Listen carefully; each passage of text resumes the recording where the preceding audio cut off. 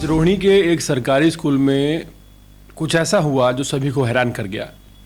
श्रीलंका की प्रधानमंत्री डॉक्टर हरिनी अमरसूरिया अचानक रोहिणी के एक सरकारी स्कूल में पहुंच गई और यह नज़ारा देखने लायक था। स्कूल का माहौल, बच्चे, टीचर्स सभी अचानक हैरान रह गए।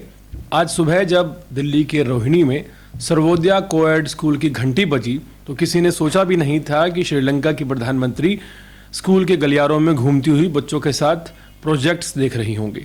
सूचना मिलते ही स्कूल में हलचल मच गई। बच्चे, शिक्षक और सुरक्षा के जो गार्ड थे वो सभी हैरान रह गए। दिल्ली सरकार के शिक्षा मंत्री आशीष सूद ने प्रधानमंत्री का स्वागत किया और मौके पर ही स्कूल की स्मार्ट क्लासेस, डिजिटल लर्निंग और इंफ्रास्ट्रक्चर के बारे में उन्हें जानकारी दी।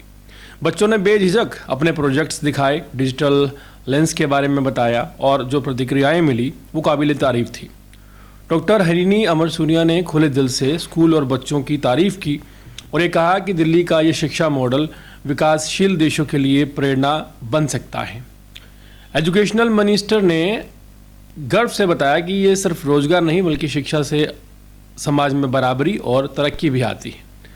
दिल्ली रोहिणी का सर्वोदय कोएड एक छोटा सा स्कूल कुछ देर के लिए आज राजनीतिक चर्चाओं में बना रहा, क्योंकि भाजपा की सरकार बनने के बाद किसी पड़ोसी देश के प्रधानमंत्री का सीधा दिल्ली के रोहिणी के एक सरकारी स्कूल में आकर बच्चों से बात करना और उनकी पढ़ाई देखना, यह अपने आप का एक पहला मौका इस तरह का माना जा रहा है। यही वजह है कि रोहिणी का ये स्कूल आज सुर्खियों में है। शिक्षा मंत्री ने कहा कि ये दौरा केवल एक औपचारिक दौरा नहीं है बल्कि दिल्ली की नई शिक्षा नीति की कामयाबी का सबूत है और ये भारत श्रीलंका के बीच शिक्षा के क्षेत्र में नए सहयोग की राह खोलता है। मौके पर मौजूद बच्चों के माता पिता, पढ़ने वाले और जो भी लोग वहाँ मौजूद थे सबने खुशी जताई।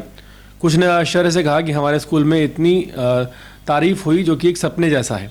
श्रीलंका की प्रधानमंत्री ने दिल्ली सरकार की शिक्षा नीति की सराहना करते हुए कहा कि यह मॉडल विकासशील देशों के लिए एक प्रेरणा स्रोत बन रहा है।